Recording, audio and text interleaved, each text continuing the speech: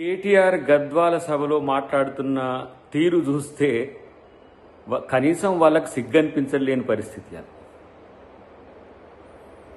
39 మంది ఎమ్మెల్యేలని, 3 ఎంపీలని, 16 మంది పైచిలుకు ఎమ్మెల్సీలను, వివిధ పార్టీలకు సంబంధించిన వాళ్లను బీఆర్ఎస్లో చేర్చుకున్నప్పుడు ఎటుపోయింది మొహం?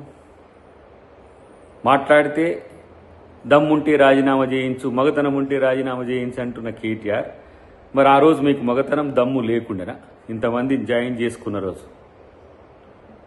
మేము 10 మంది వాళ్ళను ఎమ్మెల్యేలను రాజీనామా చేయించేంత వరకు ఆమరణ దీక్ష చేస్తా అంటే, ఇక ఆమరణ దీక్ష అంటే ఇక నువ్వే చేయాలి. ఎందుకంటే గతంలో కేసీఆర్ గారు ఎట్లా ఆమరణ దీక్ష చేసిందో గట్లనే ఉంటుందేమో నీది కూడా. కానీ హైకోర్టుకు పోయినావు, సుప్రీంకోర్టుకు పోయినావు, సుప్రీంకోర్టు ఒక రూలింగ్ ఇచ్చింది, అది స్పీకర్ దాని మీద చర్చ చేస్తున్నాడు. అయినా కూడా ఈ రెచ్చగొట్టే ధోరణి ఎందుకు అనంటే ఇవాళ మీ అస్తిత్వం పోతుంది కాబట్టి. తెలంగాణలో కనుమరుగవుతున్న బీఆర్ఎస్ పార్టీకి నేను నాయకుడిని అనుకుంటే అది నీ భ్రమ. కానీ ఇలా తెలంగాణలో మీ పార్టీ పరిస్థితి ఎంత ఘోరంగా ఉందో కనీసం తెలుసుకోరు.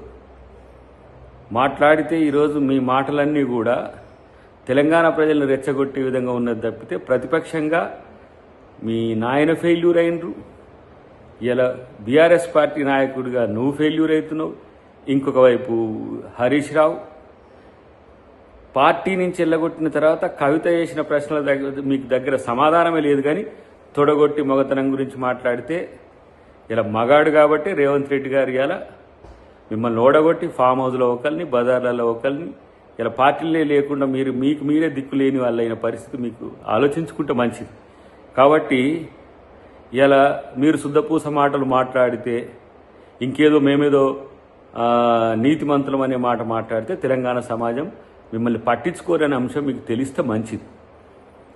అన్నిటికంటే ముఖ్యంగా తెలంగాణ సమాజాన్ని, తెలంగాణను వంచిన మిమ్మల్ని ప్రజలు ఎప్పుడూ సహించరనే విషయం గుర్తుంచుకుంటే మరీ మంచిదని చెప్పి తెలియజేస్తుంది.